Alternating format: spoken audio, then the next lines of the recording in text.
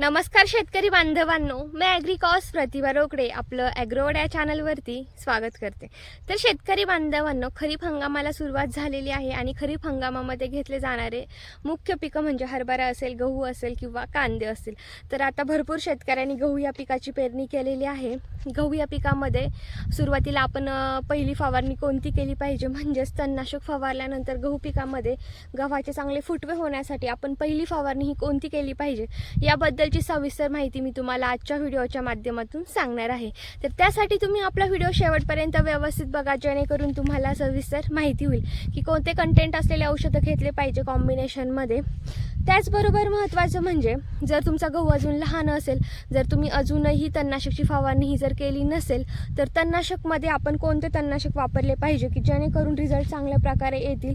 तर हाही व्हिडिओ आपल्या ॲग्रोवर्ड या चॅनलवरती मी अपलोड ऑलरेडी केलेला आहे, नक्की जाऊन तुम्ही चेक करा. यामुळे नक्कीच तुम्हाला फायदा होणार आहे. तर आता आपण जाणून घेऊयात की नेमकी गहू या पिकाचे फुटवे जास्तीत जास्त होण्यासाठी औषध कोणतं फवारायचं.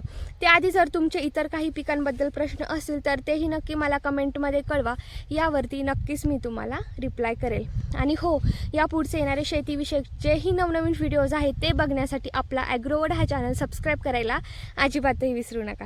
चला तर आजच्या व्हिडिओला आपण सुरुवात करूया. तर शेतकरी बांधवांनो, या ठिकाणी तुम्ही बघू शकता की आपण काही दिवसांपूर्वी तणनाशकची फवारणी ही केली होती आणि तणनाशक फवारल्यानंतर रिझल्ट बघू शकता. चांगल्या प्रकारे गवत हे मरलेलं आहे, म्हणजेच अजून करपलेलं आहे, पूर्णपणे जळालेलं नाही, पण संपूर्णपणे त्याचा नायनाट हा होणार आहे.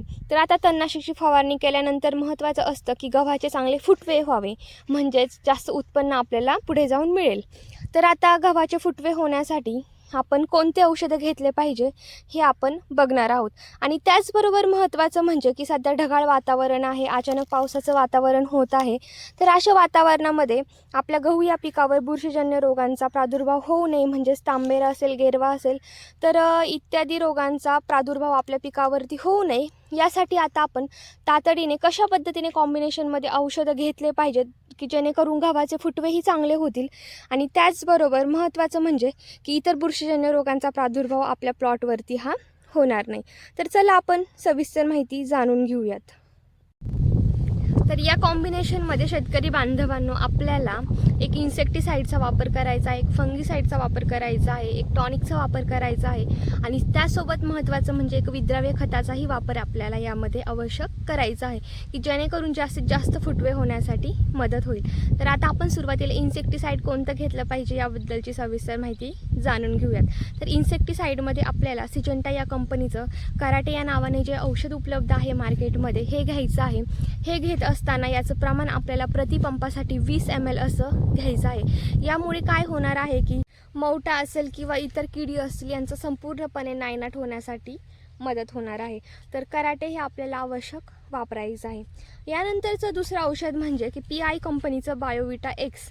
तर हे अतिशय उत्तम टॉनिक आहे. याचा वापर करत असताना हे तुम्हाला 40 ml प्रतिपंपासाठी असं घ्यायचं आहे. यामुळे काय होणार आहे की गहू या पिकाचे फुटवे चांगले होण्यासाठी मदत होणार आहे, सेल डिव्हिजन होण्यासाठी मदत होणार आहे, म्हणजेच चांगली वाढ होणार आहे. त्याचबरोबर पिकाला ग्रीनरी क्वालिटी चांगली येणार आहे आणि महत्त्वाचं म्हणजे की पीक कोणत्याही प्रकारच्या रोगांना लवकरात लवकर बळी पडणार नाही आहे. तर हे टॉनिक आपल्याला घ्यायचं आहे. याचं प्रमाण घेत असताना आपल्याला 40 ml असं घ्यायचं आहे. यानंतरचं तिसरं म्हणजे की बुरशीनाशक.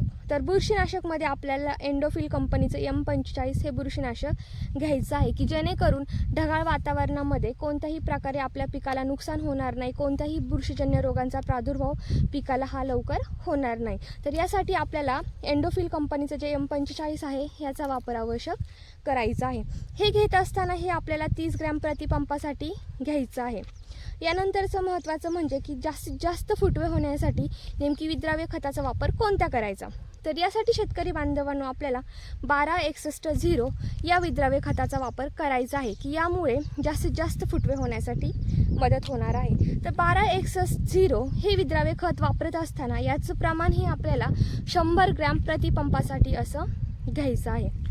अशा प्रकारे शेतकरी बांधवांनो, मी जे तुम्हाला कॉम्बिनेशनमध्ये औषधं सांगितले आहे त्याचा योग्य वापर तुम्हाला करून फवारणी ही करायची आहे. तर ही फवारणी तणनाशकची फवारणी झाल्यानंतर करायची आहे की जेणेकरून व्यवस्थित रिझल्ट हे येतील.